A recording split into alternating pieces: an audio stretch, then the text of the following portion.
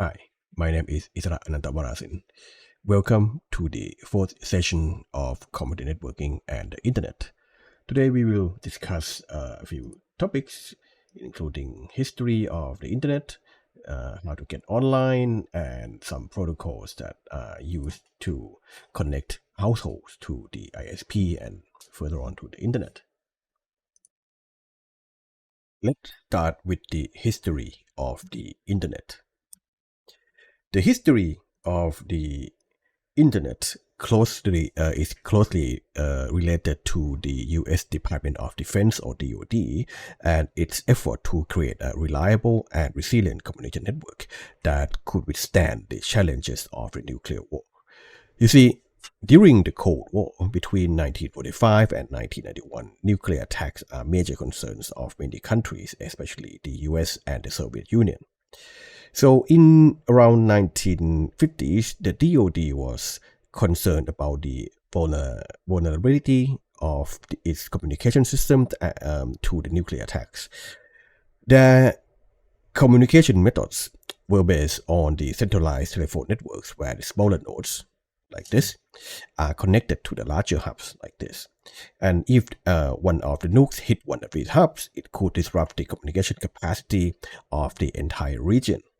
So they need a communication network that provides resilience and redundancy. Trying to find solution to their problem, they were interested to a new communication concept called the packet switch network. The idea of packet switch network is to divide data into smaller packets that could travel in different paths to reach their destination. And there are quite a few persons trying to achieve that are interested in packet switch network. One, for example, was Paul Baran at RAND Corporation, who showed that packet switch network could work. However, he did not implement the idea. Others researchers, such as Klein Rock at MIT or Donald Davies at the United Kingdom National Physical Lab, were exploring the same idea. At the DoD, the research unit that is responsible for developing packet switch network is called the Advanced Research Project Agency, or ARPA. Lawrence Robert, who was hired by ARPA to manage the packet switching research, finally succeeded in creating the first packet switch network, and the network is called the ARPANET. And the hardware that is used to operate the network are called the IMP, or Interface Message Processors. The IMPs were the first packet switching hardware. The IMP were the world's first packet switching hardware. The specification for IMP is proposed in RFC, or Request for Comment 1. The RFC will be used as formal document that describes specifications and notes about topics related to the Internet and computer networking. For reference, the IP protocol is defined in RFC 791, and the TCP protocol is defined in RFC 793. The standards that are defined in RFCs are managed by the Internet Engineering Task Force, or IETF. The ARPANET was a success. It was growing quite rapidly, serving numerous organizations and universities, especially the ones that work for the DoD or ARPA. And as a lot of university organizations joined in, the two problems were faced. First, the communication between networks were difficult using the ARPANET original protocols that is called the NCP protocol. And also that as the network grew, naturally there are a lot of hosts that are joined in. And as the number of hosts join in, we have the problem remembering the IP addresses. ARPANET, primarily used the protocol that is called the NCP, or Network Control Program Protocol. And it was developed in the beginning of the entire packet switching development in 1960s. However, as the ARPANET evolved and the network's requirements became more complex, and a lot of nodes are joining in, the need for more robust and scalable protocol suite became evident. This led to the development of the TCP protocol and the IP protocol, collectively, as you know, known as TCP and IP. And to address the problem of remembering IP addresses, the domain name system, or DNS, was invented. The DNS protocol is designed to map the URL or the host name that people can remember, like www.facebook.com, to its corresponding IP address, so we don't have to memorize the IP addresses anymore. As I said, the ARPANET was aimed to provide the communication between organizations that are related or have contract with the DoD. In response, the U.S. National Science Foundation, or NSF, funded another packet switch network that is called the NSF-Net during the mid-80s. The NSF-Net aimed to provide a high-speed backbone network connecting educational and research institutions across the United States and across the globe. Later on, the NSF-Net joined with ARPANET and used TCP/IP as the communication protocol. And this marks the beginning of the Internet as we know today. In 1995, as the network keeps growing, it was known that the network infrastructure cannot be maintained by government funding anymore. Thus, the Internet was shifted from government-funded network to privately funded network. Basically, what it means is that the network should be maintained by the private organizations, and those who want to gain Internet access shall pay for its infrastructure and maintenance. However, the legacy of ARPANET and NSF-Net continue to shape the Internet's evolution, emphasizing the importance of collaborations, accessibility, and technological innovation. At the dawn of the Internet, all services are text-based. This is not a surprise because most of computers and terminals can be displayed only text.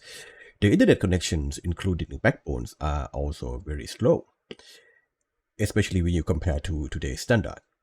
See, the whole Internet can be stored in the book, and this is my own copy, which I found in my attic a few months ago. The examples of early protocols and services include SMTP, POP, and IMAP for sending and receiving emails. We'll discuss about them in detail later in the course. The NNTP protocol is used for distributing and retrieving Usenet newsgroup articles. Usenet stands for Users Network. We will talk about this in a few minutes. You can also access remote server using protocols such as Telnet, RLogin, and SSH.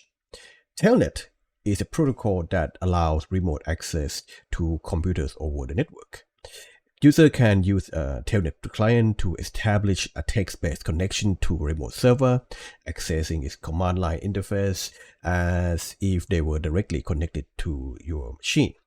However, this is not secure. All communications, including username and password, are transferred and encrypted. So this is prone to eavesdropping attack. Therefore, it is now considered obsolete.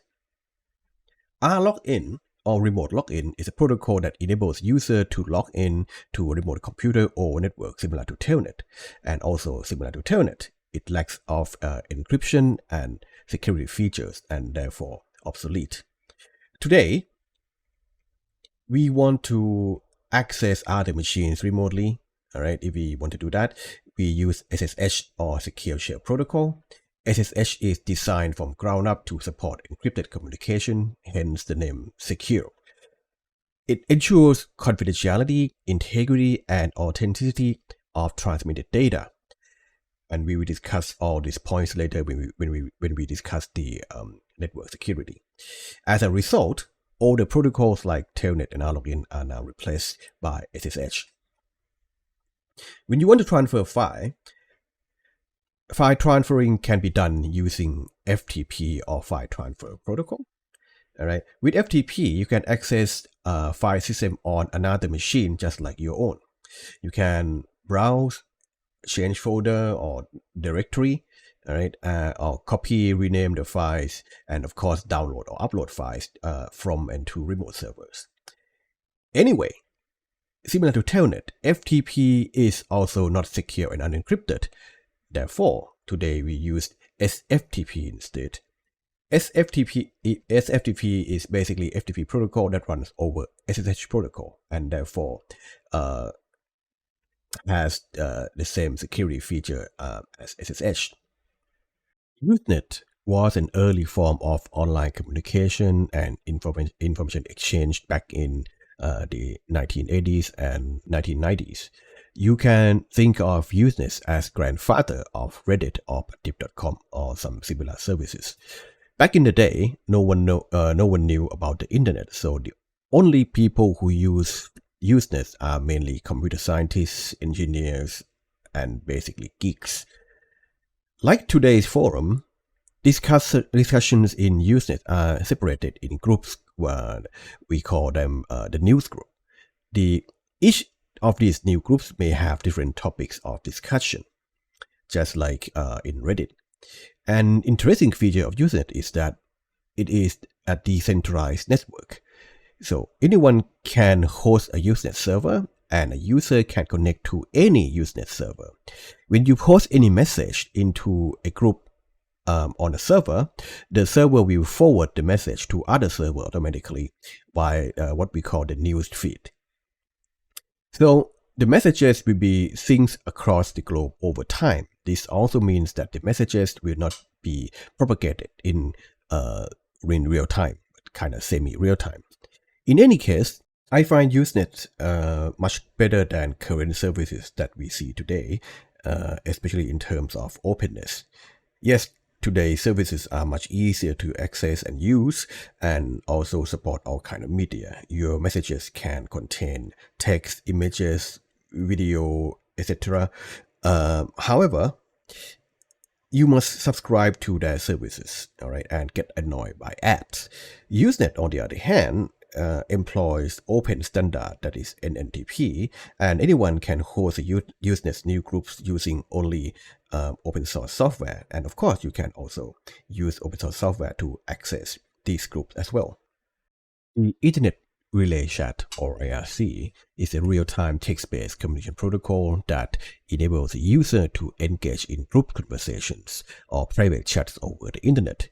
It was developed in the late 1980s and operates on the client-server architecture. The user connects to the IRC servers using their IRC clients in order to access these groups or chats. After connected to a server, the user can then join the channels or chat rooms dedicated to specific topics or create their own chat rooms or channels. Here you see the channel name starts with hashtags. Each user has a unique nickname or alias right here. And no, there is no way that you can actually verify the identity. The server doesn't save your nickname. You can set up your alias or nickname anytime, anyhow you like. If it is a common name, for example, if I like the name Bigger and tomorrow I join in later, somebody could just snatch that name. The server doesn't save the name, so somebody may be able to use it later. Anyway, IRC supports bots that can help manage the channels and execute some extra services, just as in Discord. So you can think of IRC as the direct predecessor of Discord. The main differences are that Discord aims to provide video and voice communication among the users, and its protocol is proprietary, which means that it is a closed source protocol. The IRC protocol, on the other hand, is open standard and open source. Therefore, you can have a look and maybe tweak it and use that know-how to implement your own software or services later. Before the internet was widely available for public, we got this BBS, which stands for Bulletin Board System. It was a computer-based system that allowed the user to communicate with each other, exchange information, and share files and do something else in text-based environment. BBSs were popular in pre-internet era, particularly during 1980s and 1990s. During this time, people have modems that allow you to connect to other computers, but they were so slow. The speed were between 14.4 kbps or 56.4 kbps. And what I have to emphasize is the K, not the M or the G, is kilobit per second. To put in today's perspective, normally when you connect to the internet using your cell phone, you normally see some symbols like 4G or 5G, right? And you can watch YouTube, you can play games, Netflix, whatever, quite easily. Sometimes you see 3Gs in some remote area, right? But sometimes when you have really almost no coverage, all right, you would see this icon, E icon, which stands for Edge, all right?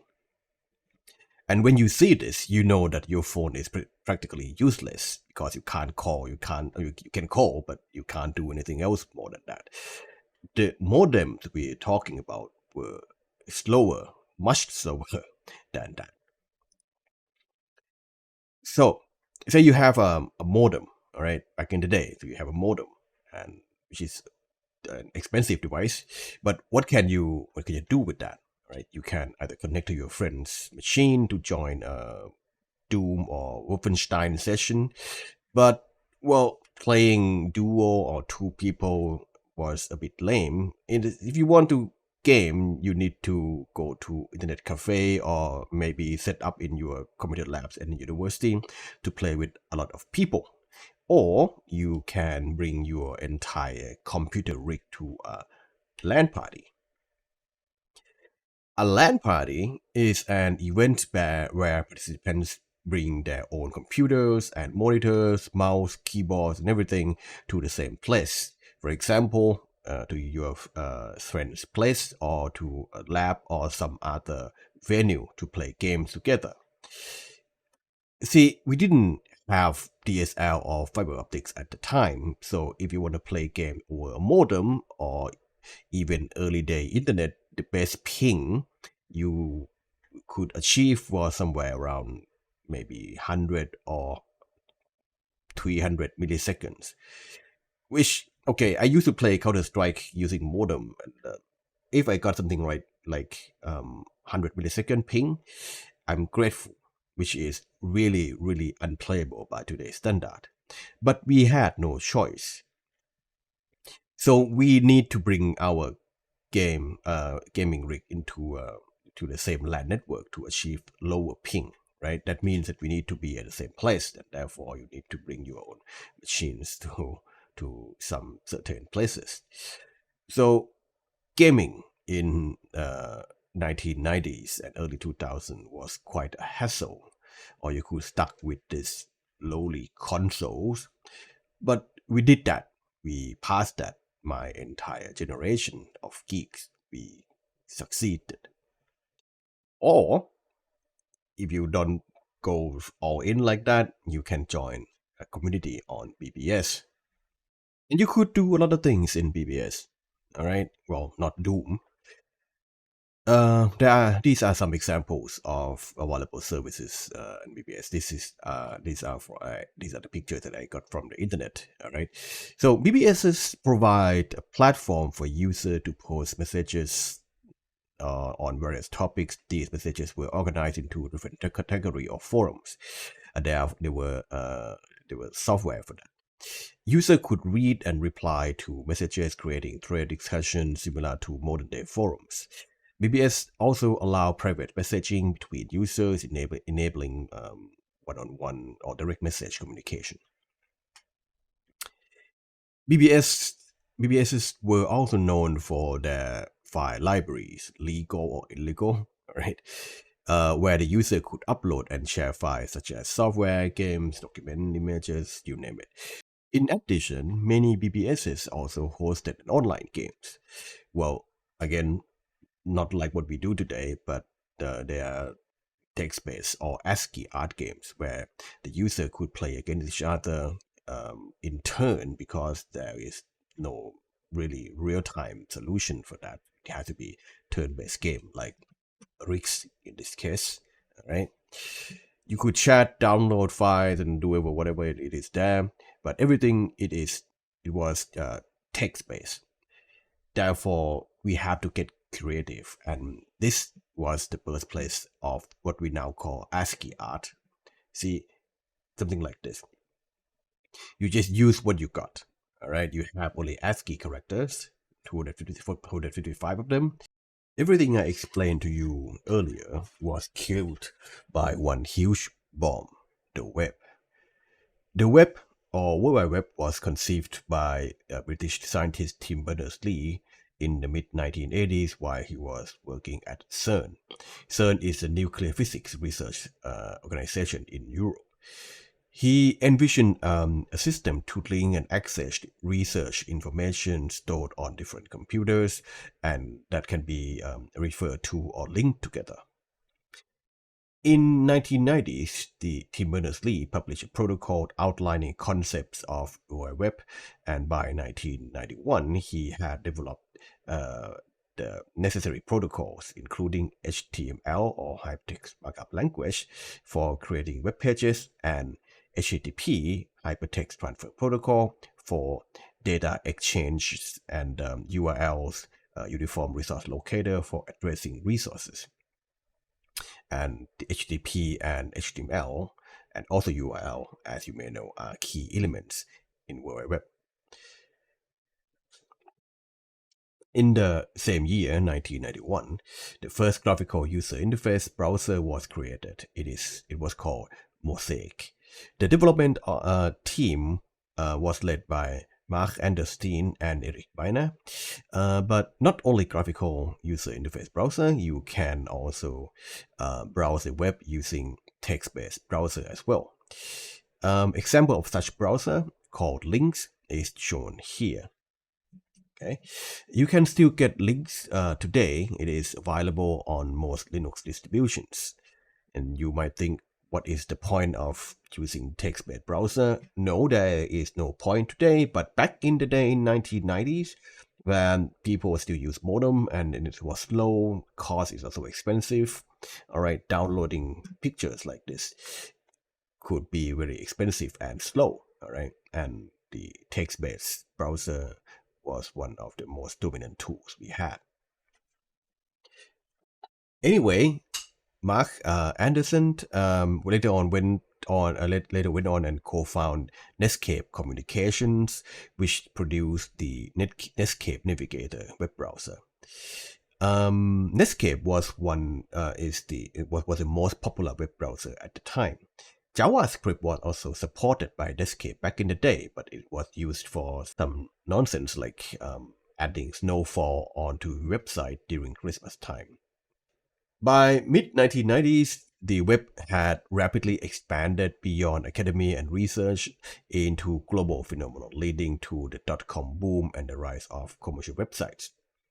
Netscape was leading browser in the 1990s until Microsoft added Internet Explorer or IE into Microsoft Windows and practically forced everyone to use it as default browser.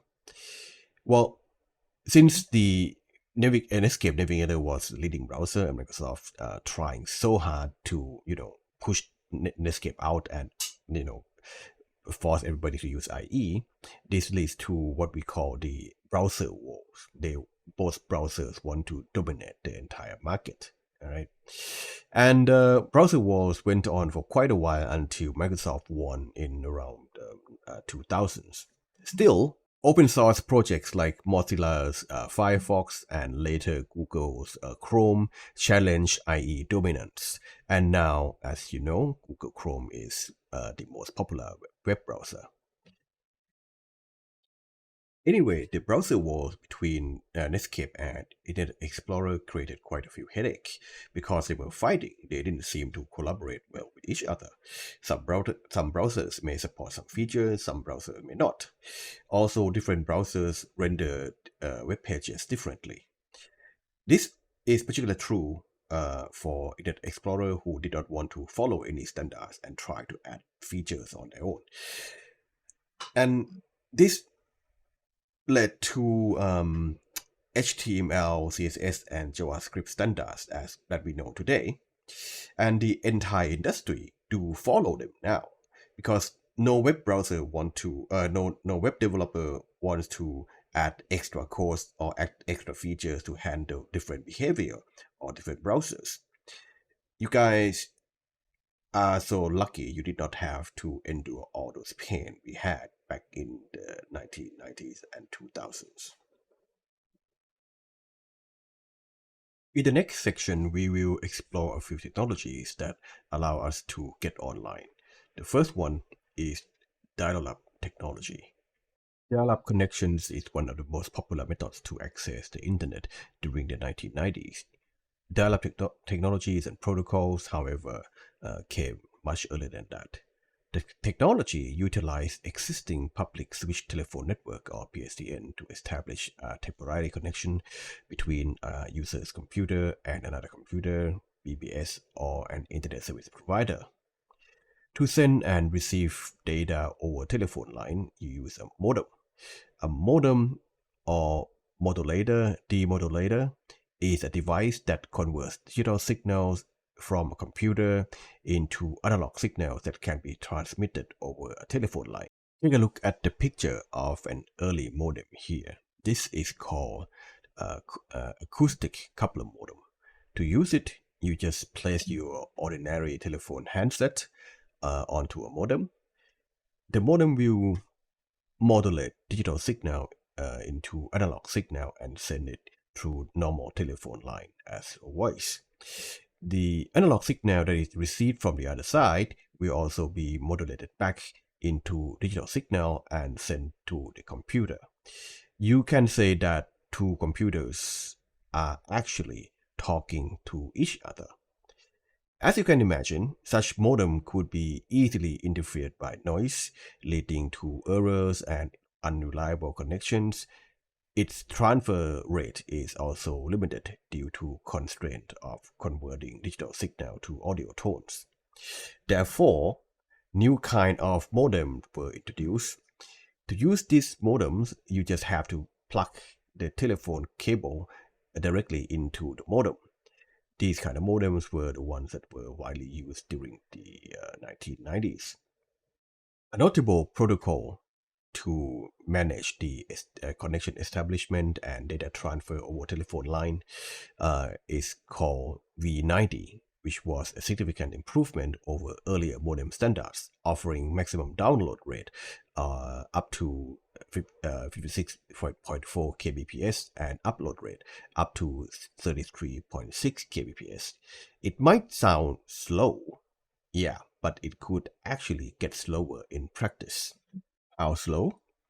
Well, downloading an MP3 song, say 3 or 4 megabyte large, it takes around 10 minutes to complete. The dial-up process begins with the user initiating a call to another computer, for example, an internet service provider or ISP. The dial-out machine subsequently transmits instruction to a serial line to its modem, which includes the telephone number of the dial-in server or the target server. The modem then dials the specified phone number, establishing a telephone connection with a modem on the dial-in server. Once the call is answered, the process of link negotiation commences. After successful negotiation, the dial-out modem indicates the establishment of a connection by reporting connect.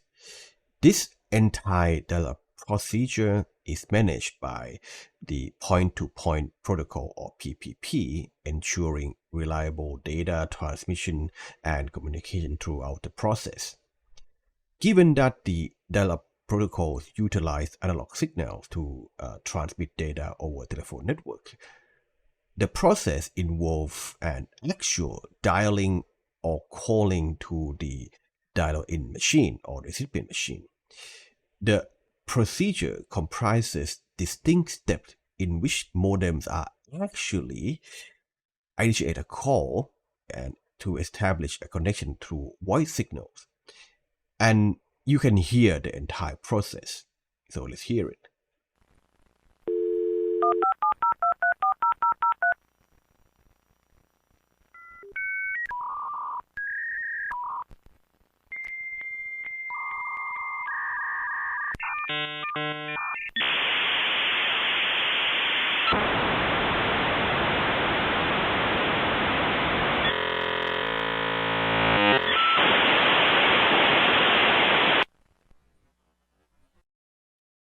That's an interesting sound clip, isn't it? Some of you might have heard it before, and some of you might not. It means that you're lucky that you don't have to deal with this. And if you hear it often enough, right, sometimes you can identify which sound sequence means success, which sound sequence means failed connection. Anyway, once the modem made the call, you have to start the data transfer. And to do this, we normally use PPP. PPP or point-to-point protocol is a networking protocol used to establish direct connection between two devices. It can be used in various communication mediums such as dial-up lines, serial cables, or broadband connection. It is important to note that PPP is designed to establish connection between two devices and only two devices, no more. That's why we call it point-to-point. The other protocols, such as Ethernet or Wi-Fi, allow many hosts to connect to the same network. Since it is designed to work between two devices, it does not provide some features such as medium access control or MAC addressing. Medium access control or addressing will be discussed later when we discuss the link layer protocols. So what does it provide?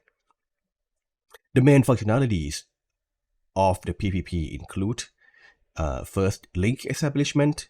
The main tasks of PPP are to establish and negotiate configuration of the connection. And authentication.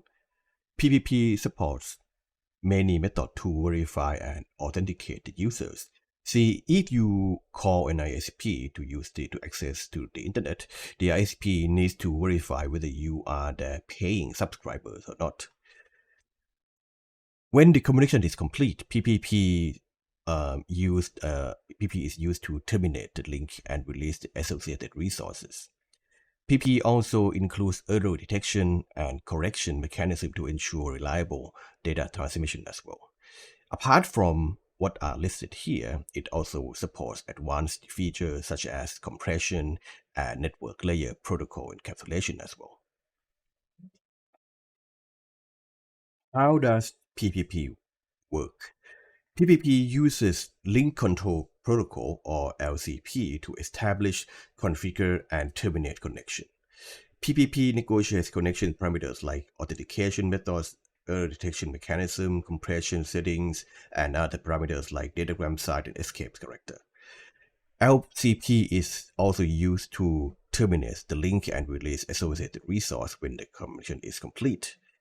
PPP supports authentication methods like password authentication protocol or PAP, challenge handshake authentication protocol or CHAP or CHAP, or extensible authentication protocol or EAP to verify the identity of connecting devices and users.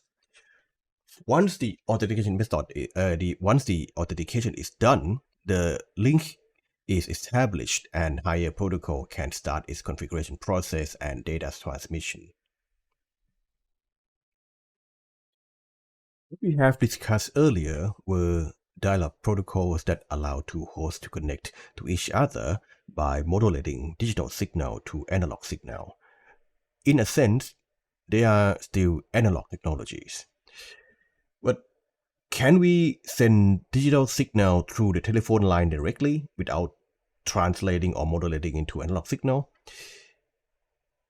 After all, the telephone wires are a set of copper wires. LAN cable is also a set of copper wires. The answer is yes, we can. And this is the basic idea of ISDN. ISDN, or Integrated Services Digital Network, is a telecommunication standard that facilitates digital transmission of voice and data over traditional telephone lines. ISDN provides higher quality and faster data transfer compared to analog systems. It was designed by CCITT in the 1980s. CCITT was an international standards organization that focused on developing and recommending technical standards for telecommunication system and equipment. It later on underwent reconstruction and became known as ITUT, the Telecommunication Standardization Sector of ITU. And the ITU is the organization that specifies most of our cell phone standards, such as the 3G, 4G, and 5G. Anyway, ISDN is designed to be integrated, meaning both ordinary voice call and data transfer are simultaneously transmitted together. Circuit switchboard, where the resources are pre-allocated, is also supported, and like analog modem, the user must dial up or call other device to access its services. ISDN employs a method of segmenting the communication medium into distinct channels. Typically, each of these channels is allocated a bandwidth of 64 kbps. A total bandwidth of the connection is often determined by the number of channels that is utilized. A standard residential ISDN connection, for instance, comprises of 2 channels, resulting in total bandwidth of 128 kilobit per second. It is substantial improvement over the traditional 56.4 kbps bandwidth of conventional dial-up modems. And since you have 2 channels, 2 phone calls can be made at the same time. You can also, do voice call and data transmission at the same time as well. One of the notable characteristics of ISDN is that it is digital by nature. Unlike traditional analog system, ISDN does not rely on modems to modulate and demodulate the digital to analog and analog back to digital signal. Instead, it employs what we call terminal adapter, or TA, to interface between digital ISDN line and the digital ISDN devices, further contributing to its efficiency and reliability.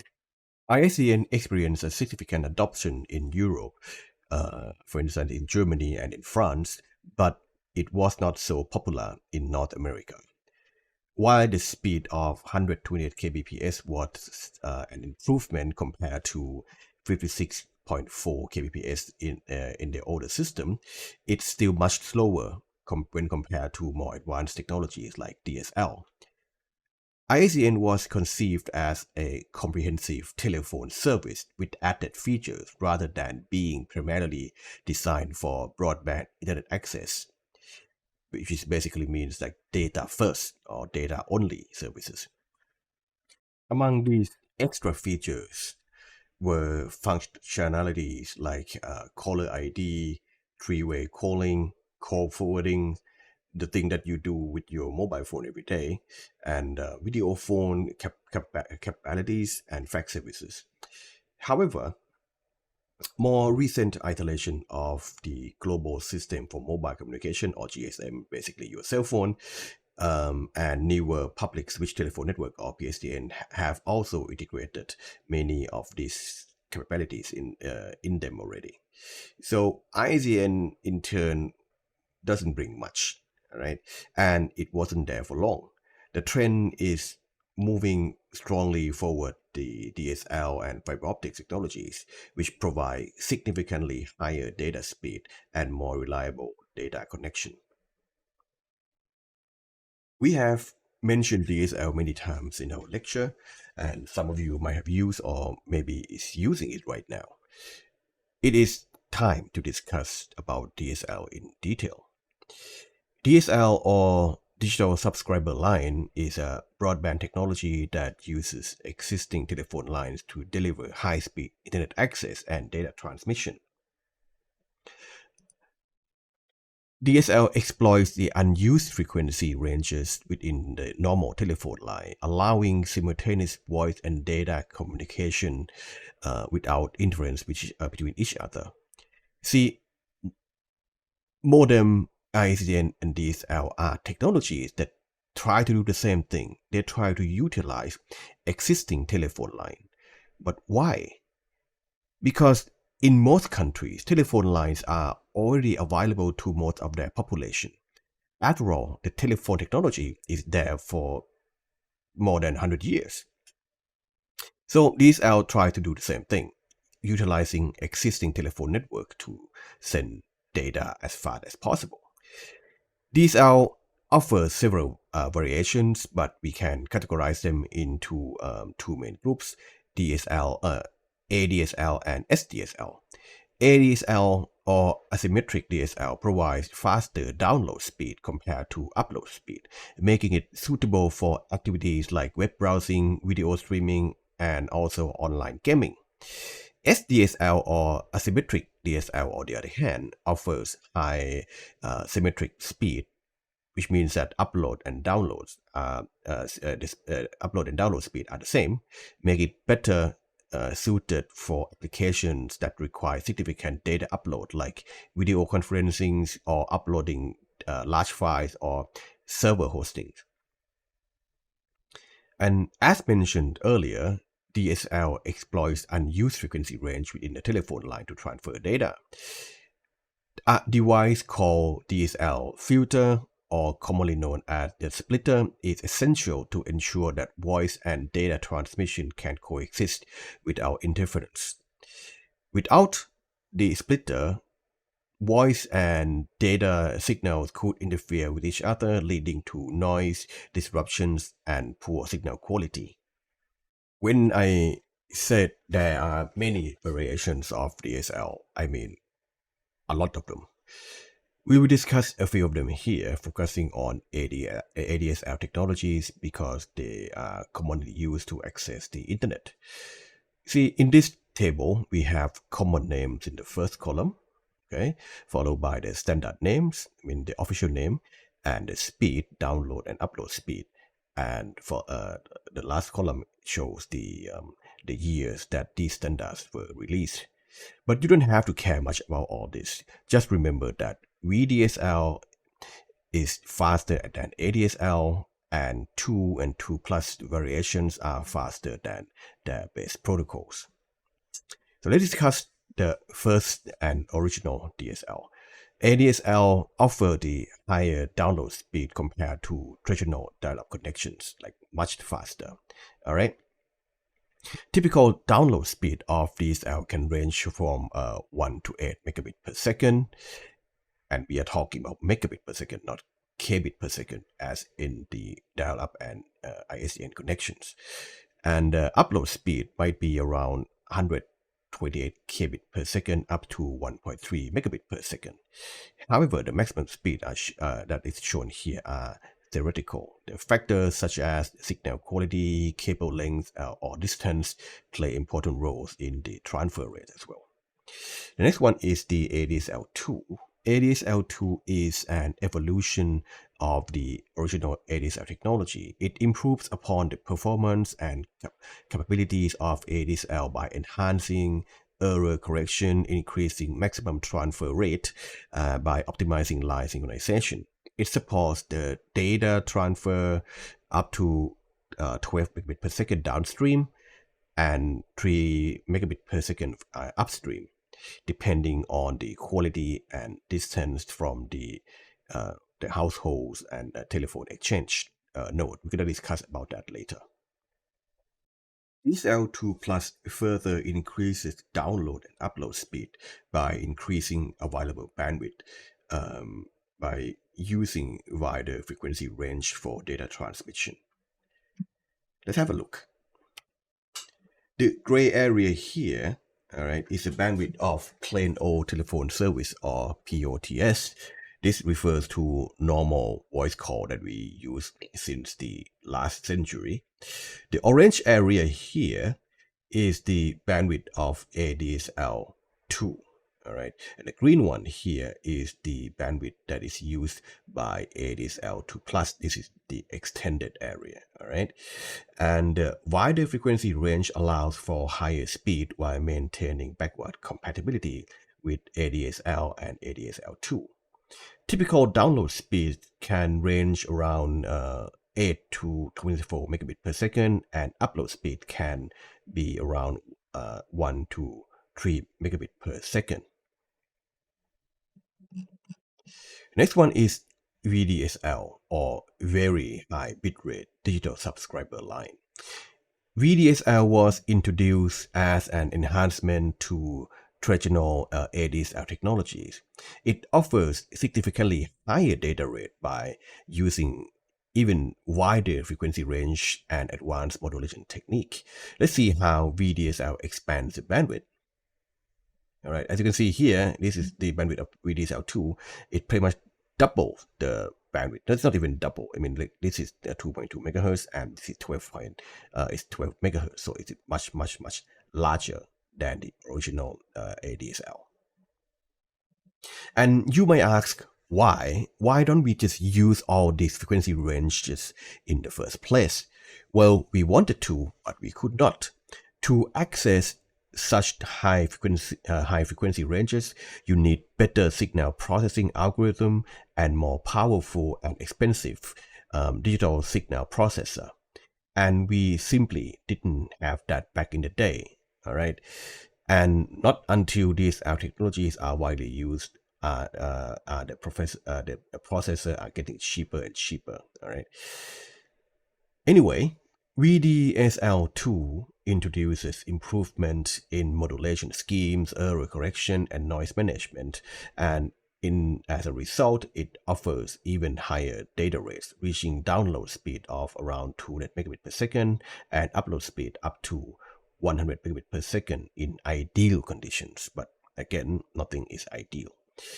VDSL2 Plus continues to improve upon data rate and performance by utilizing advanced signal processing techniques and better noise cancellation mechanism.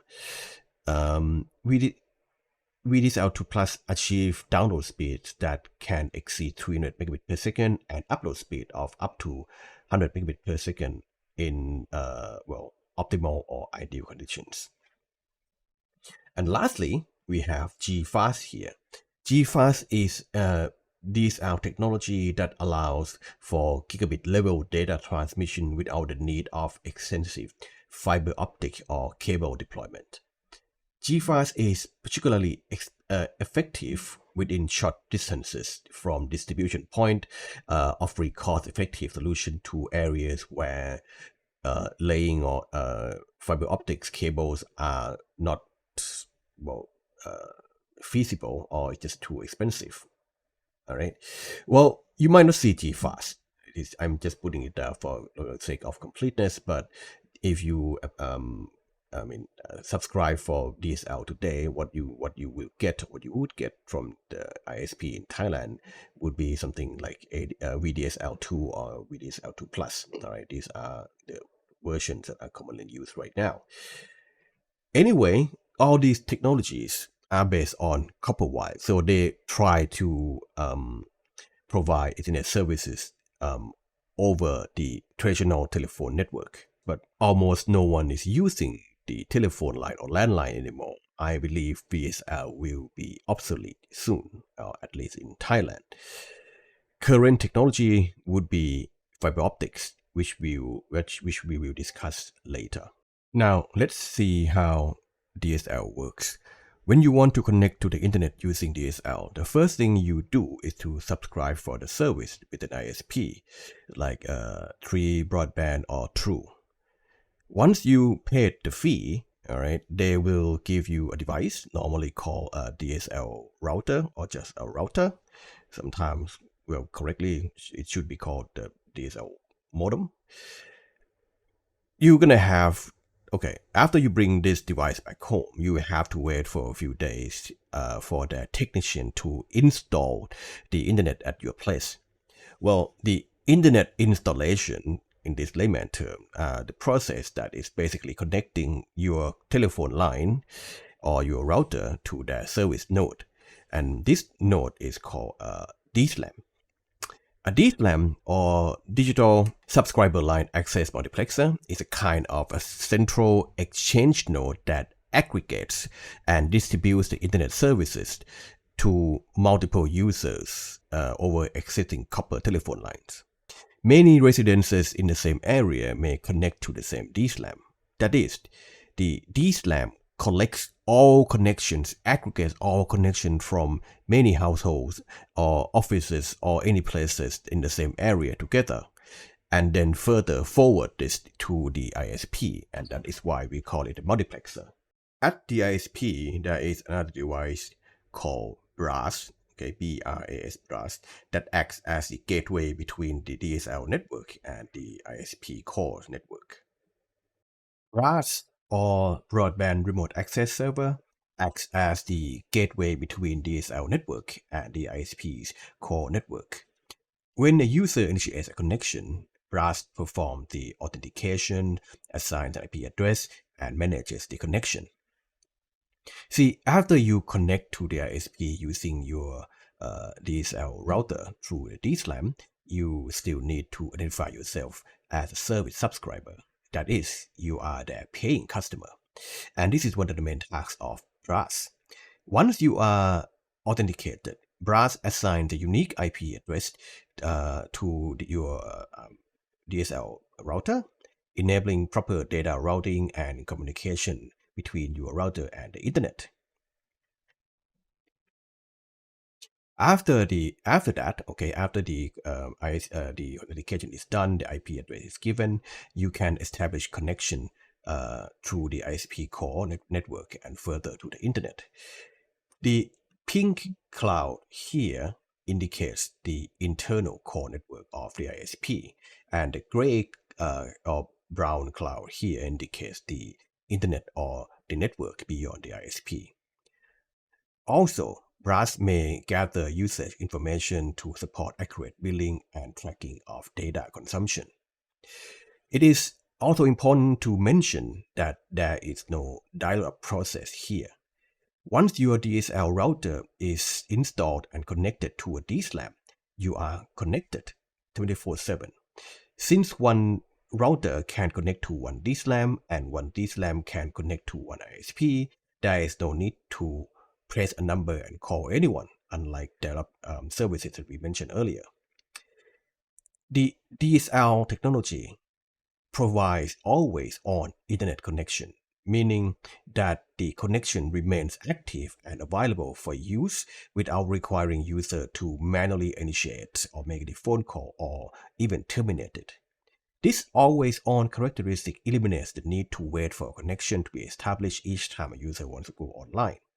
Instead, the user can simply open their web browsers or other online services or applications, and they will be instantly connected to the internet.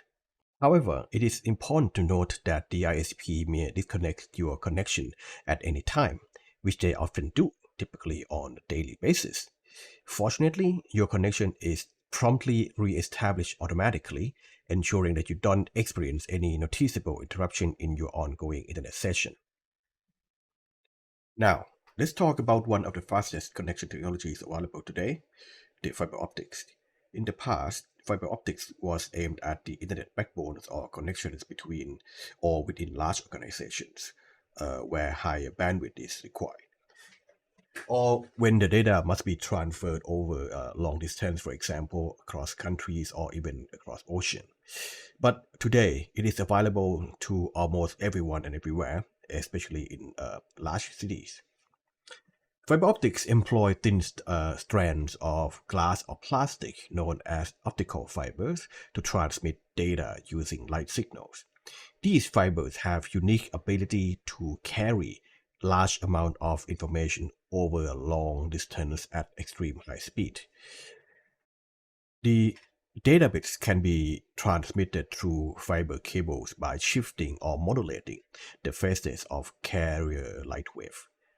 Encoded light signals are transmitted through optical fiber, which guides the light through the cable using the principle of total internal deflection. In essence, light signals are introduced into one end of the fiber and bounce off inner walls, continually reflecting as they travel down the fiber.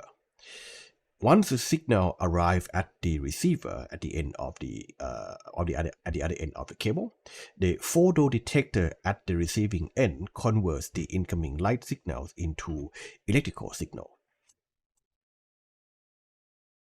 There are two main types of optical fibers. The first one is single mode fiber or SMF. The other one is the multi-mode fiber or MMF. They differ in terms of their core size, the number of light paths or modes they support, and the distances over which they are effective. The mode or the light mode in optical transmission is a ray of light entering the core at particular angle. All right. So in this case, we have three modes: 1, 2, and 3. Okay, each coming in at different angles.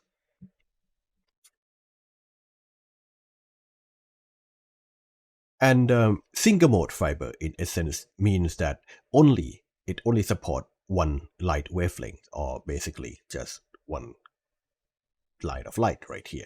Okay, multimode fiber, on the other hand, can transmit light of many wavelengths at the same time. In this case, 1, 2, and 3. The single mode fiber or SMF has much smaller core diameter compared to multimode fiber.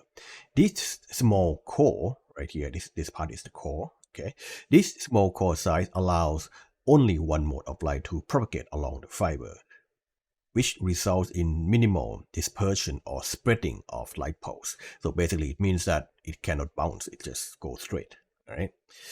As a result, single-mode fiber provides excellent performance over long distances and is known for its ability to maintain signal integrity over greater lengths. So it means that you can send light signal in the longer distance. This makes it suitable for long-haul communication, such as telecommunications network or undersea cables and the high-speed data transmission. Single mode fiber is typically used for connecting long distances, like many kilometers or tens of kilometers together. Multimode fiber, MMF, has a larger core diameters compared to a single mode fiber, allowing multi-mode of light to propagate in the cable simultaneously. So in this case, we have three light modes here. The larger core size can lead to what we call the modal dispersion, where the different modes of light arrive at different time at the receiving end. The multimode fiber is often used for shorter distances, such as within the building, within campuses, or at the data centers, where distances typically range from a few meters to a few kilometers. Because it can transmit multiple light wavelengths simultaneously, multimode fibers can support higher bandwidth than the single mode fiber over a shorter distance, but it is not as effective for long-haul communication. So at this point, you might be a little bit confused. What was the modal dispersion again? What is it, and what is the problem? So let me elaborate. The modal dispersion is a phenomenon that occurs in optical fiber communication system due to the different propagation speed of various modes or the light path within multi-node optical fiber. These modes can take different paths and travel at different speed, leading to differences in the arrival time at of light pulses at the receiving end of the fiber, and this effect becomes more pronounced as the fiber length increases. To explain model dispersion, let's have a look at the first picture here. This is what we call the step index fiber. Okay, step index fiber, which is a type of the multi-node fiber. The step index fiber is a type of fiber optics where the refractive index of the core remains constant throughout the entire core area, which is around here, just like ordinary glass. So what it means is, have a look at this glass, right? So when the light shine through the glass, okay, it reflected a little bit right here, okay, and then when it get out of this medium through the air again, it's just that this angle and this angle are the same, so it's kind of reflected back. And this phenomenon, I know that you already learned from high school, but what it is important here is that different materials have different angle. Right, and normally when you shine light through material like this, either plastic or glass or whatever material you're using, the light's gonna kind of be bent differently in different angle. Now, imagine that this is a material, okay, with kind of constant refractive index. When light enters the cable, okay, in a certain angle, it will travel through the core in a straight line until it reaches the cladding, which is the kind of the outer rim of the fiber cable. Okay, here we call the core, and the blue area here we call the cladding. Okay, once the light hit the cladding, it will just bounce back, and the angles are constant throughout the transmission. This leads to a problem. As you can see here, the red one, okay, takes longer path, as I mentioned earlier, and the black one, okay, takes a little bit shorter path because of the angle of bouncing. Okay, the blue one takes the shortest path because it goes in straight line. Therefore, if you shine the lights at the same shine three light modes at the same time, it will arrive at the exit point here in different time. Okay. And to mitigate the model dispersion, we can employ techniques such as the graded index fibers. Okay, here in the second picture we have what we call the graded index fiber.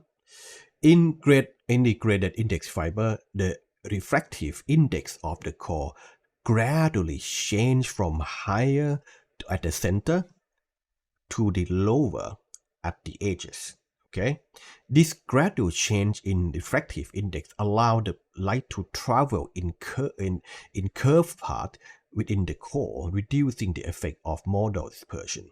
So what it means is that because the refractive index keeps changing, okay, the light's gonna change the angle gradually, so it doesn't really bounce. It curves away and coming back to this focal point right here. Okay. And this graded index fiber try to reduce the distances, the difference of the distances between different light modes. As a result, okay, the graded index fiber exhibit lower pulse spreading and better signal integrity over longer distances. The gradual change in refractive index also leads to a phenomenon called the self-focusing, okay, which help keeping the light center in the core. So basically, you have these focal points along the cable. Graded index fibers are used in both short distances and long distances communication and are particularly effective in reducing dispersion effects. Now, let's discuss some pros and cons of fiber optics. We will start with the pros first. First of all, speed. Fiber optics enable extremely high data transmission speed, providing much faster internet connections and more efficient data transfer. Second, distance. Optical signal can travel long distances without significant signal loss or degradation, making them suitable for long distance communication. Third, it also takes less energy to operate. Now, fourth, there is no interferences. Optical fiber are not affected by electromagnetic interferences, ensuring consistent signal quality even in areas with high electromagnetic activity, such as next to your refrigerator or your microwave oven. Yeah, if you turn on your microwave oven, that radiates the electromagnetic wave.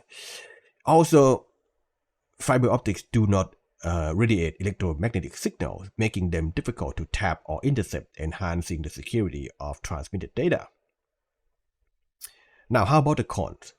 First of all, the end devices, such as the computers, switches, or most routers, are still running on Ethernet and copper wires, such as LAN or coaxial cables. So you will still need these classical infrastructures within your office or residences. Fiber optics are also more expensive than copper wires in terms of both installation and maintenance. In addition, optical fiber are delicate and can be damaged more easily than copper wire, requiring careful handling and protection. Installing and maintaining the fiber cables requires specialized tools and skill. See, you can just twist two copper wires together, all right, and the electron would pass through them. You can't just do that with light. In any case, the technology is much cheaper now, even though it is a little bit more expensive to install and maintain than copper wires. When available, it is still preferred over classical copper cables. When we discuss fiber optics, sometimes the term FTTX shows up, all right, and it is not very important really, but for the sake of completeness, I believe we should talk a little bit about that here as well. FTTX, or fiber to the X, okay, it is the generic term that encompasses various network architectures where optical fiber is used to deliver high-speed communication services to different points or locations. What I mean is that when you see FTTX, it means that fiber optics is used somewhere in the infrastructure. Okay, so in this case, in this picture here, these four infrastructures, okay, use fiber optics in the different levels. We have the FTTN, FTTC, FTTB, and FTTH. The red and blue line here indicates the fiber optic cable, and the gold one here indicates the copper one, right? And we'll discuss about this, of course, in the next few minutes. The X, okay, in the FTTX refers to different points within the network where fiber terminates, such as at your home, your business, your cabinet or node like DSLAM or more. And examples of those X's are FTTH, or fiber to the home. This is the most comprehensive FTTX approach, where optical fiber is extended directly to individual residences, basically to your house or to your apartment or even to your dorm room. It offers the highest bandwidth and speed potential, enabling wide range of applications like high definition video streaming and online gaming and so on. Today, at least in Thailand, all right, this is what people would get when they subscribe for an internet service. The next one is the FTTB, or fiber to the building. The fiber is brought to central point within the building or complex, such as an apartment building, office, or in the building in our campus, all right? And from there, within the building, Ethernet or other technologies can distribute the connection among the clients within the building. So what it means is that we have fiber optics, okay, running up to the building, and inside the building, we are using this classical copper infrastructure. And we also have the node and cabinet, which is FTTC and FTTN, okay? So let's discuss them. FTTC, or fiber to the curb or fiber to the cabinet, is the infrastructure where the fiber is extended to a cabinet or enclosure located near the curb or the street. Example of such cabinet is DSLAM in DSL architecture. Then the existing copper or coaxial cables are used for the final connection to individual premises. This approach reduces the distance that traditional copper wire need to cover, enhancing data speed. That means that when you have ADSL or VDSL at home, the DSL technology might connect you up to the DSLAM, and from the DSLAM, okay, to the ISP, they're gonna use the fiber optic. So the copper wires, okay, a telephone line to from your home to DSLAM, and then from the DSLAM to ISP or to brass, okay, the fiber optics is employed. Okay, so it could be that your DSLAM is somewhere around here, and your neighborhood will run over this DSL cable, the telephone cable, and using DSL protocol to operate the connections. Last one is fiber to the node. Fiber to the node is somewhat similar to FTTC. The fiber is extended to a node which is close to premises compared to the central exchange. Okay, so basically it is, I would say, cabinet and nodes are pretty much the same idea. Okay, so you have fiber optics, okay, from the ISP or wherever, okay, up to some central point in your neighborhood or some region, and then from there you distribute your connection further using copper or coaxial cables. The last topic about fiber optics that we are going to discuss in this session is the ONT, or optical network terminal. The optical network terminal, okay, or ONT, is a vital component in fiber optic communication networks, especially in the fiber to the home or FTTH architectures. The ONT is typically installed at the user's location and functions as the interface point where optical signal from the ISP's network is converted to electrical signal that can be utilized by the devices within the premises. It performs tasks such as the signal demodulation, decoding, distribution, allowing user to access the internet over fiber optic connection. See, even though you have fiber optic at home, none of your devices have fiber connections. All right, your notebook, your iPhone, your PC, none of them can connect directly to fiber optic infrastructure. Your device or the your device may have LAN socket or Wi-Fi receiver, right? Some of these classical protocols. Thus, you're going to need a device to bridge the fiber optics to the network interfaces that you have. And this is what the ONTs are for. And not only at your home, the ONT could also reside in the fiber cabinet as well.